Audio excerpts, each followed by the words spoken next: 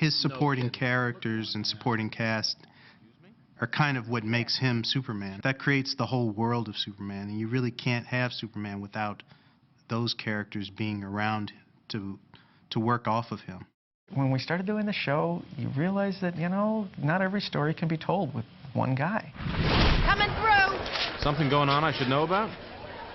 Where have you been, Kent? On another planet? Lois has traditionally in the comics been demeaning Clark for being very mild-mannered and timid, and yet she's always out pursuing Superman, either to find out his identity or else get him interested in her.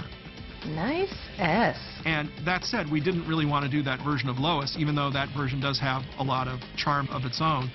So Lois had to become more of an equal for Clark. The thinking behind their dynamic was to go back to the very first representation of Lois and Clark, which was they were competitors. They weren't necessarily buddy-buddy. You want to keep up with me, you got to be quick. I'm no tour guide and I don't hold hands. They were really more competitors than even friends. Lois viewed Clark as a rival. She didn't think much of him, but she did respect him as a reporter. Lois is still basically the, the go-get-'em, girl reporter. She's just instantly, appealing, but at the same time, she's not really somebody you want to mess with. Big train wreck, 5 miles north. Someone was standing on the tracks, and right now I wish he was the guy who built the stupid elevator! She's kind of bossy and kind of doesn't really give him the time of day. I think that's kind of a challenge to him. If you got a minute, I'd like to show you my pictures. Originally, the first design for Jimmy was the classic redhead guy with the bow tie, really goofy looking. He needed to be more hip. Jimmy Olsen is an interesting character. He's a lot of fun. He is the youthful identification. It was tough to kind of figure out a way to make him fresh, to make him feel hip, and yet still kind of that nerdy little kid that's following Lois and Clark around. We wanted to make him less of the, gee, Mr. Kent type nerdy photographer.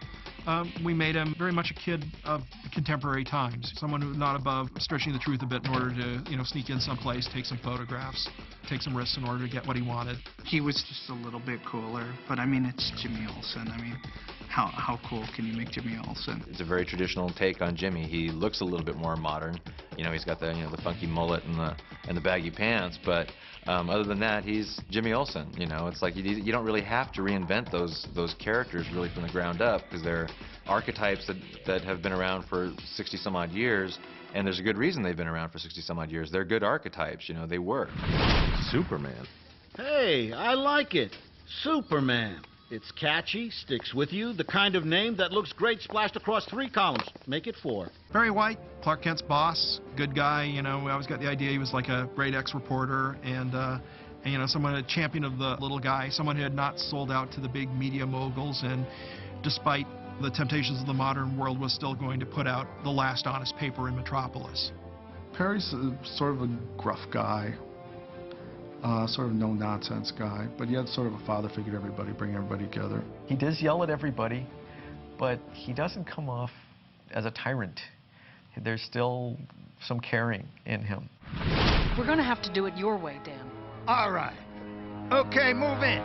Turpin and Maggie Sawyer were some characters introduced originally in the comic books and gradually became integrated into the Superman mythology. Superman doesn't really need cops around, but these two were kind of a nice mix. We had the cool, collected female officer who really knew her way around a gun and how to handle, advanced firepower, and Turpin, who he got the idea was like a cop from the streets who had worked himself up into the Special Crimes Unit. You could have been in terrible danger. That's why they call me Terrible Turpin. He's a gruff cop who doesn't really think that Superman is necessary, that people can take care of themselves. I want to bring Superman in on this officially. You're kidding. But when, the chips are down and Superman's in trouble, he saves him. Dan Turpin was based on Jack Kirby and even was designed to sort of resemble him. British just wanted to turn him into Kirby, and we're all big Kirby fans, so, that was our homage to Jack. Maggie Sawyer, tough, cool character, fun dealing with her, and again, sort of a nice contrast to what was going on. She's the sort of opposite end of the spectrum to Turpin. She actually admires Superman to some degree, and she's a tough cop. Get ready. Now.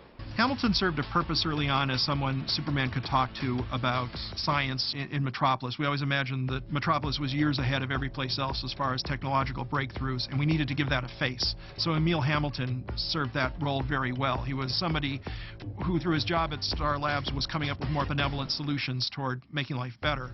So he became a confidant and a friend of Superman's as far as someone Superman could go to help work up a new suit if Superman had to go into space or extreme conditions, or he needed some shielding against kryptonite. Superman, if you can alter the trajectory by 5 degrees. Dr. Hamilton is a scientist that also helps Superman learn about his past. So the Star Labs represent that science aspect that he doesn't have on his own. And because the show does have a real strong science fictional base to it, you really do need a character who can be Mr. Wizard, who can explain the science of it all. Let me guess. Martha sewed it for you. What? By the way, Clark, how are the folks? Lana Lang was a lot of fun in that we had taken her out of small-town Smallville and turned her into a very cosmopolitan young woman. We gave her this skill in fashion design, and she'd actually left the farm and gone out and made something of herself. And also someone who, remembered Clark from the old days and remembered the fact that he liked root beer floats and things like that. There's something very comfortable in seeing the girl next door again. I like powerful men. Lana, this is no joke. Obviously, if you pay attention to the pilot, she clearly has to know who he is. She's seen him do things that no person can do. Lana likes Clark. She doesn't really care about Superman, and the fact that Clark is Superman doesn't faze her one bit. She knew him from the beginning, so she knows what kind of guy he is, what kind of morals he has. So she really likes him, and she likes him no matter what. Lana is almost like Clark's surrogate sister. She's kind of the sister he never had, and so then ultimately when they hit the teenage years and the hormones started kicking in, probably he was looking at Lana and she was looking at him in a slightly different way. But at the same time, I think there's almost a more brotherly and sisterly bond between them rather than anything really romantic. It doesn't matter where you were born or what you can do, you'll always be Clark Kent. Superman just helps out now and then. The decision to keep Ma and Pa Kent alive in contemporary times in the comic books came from the John Byrne series.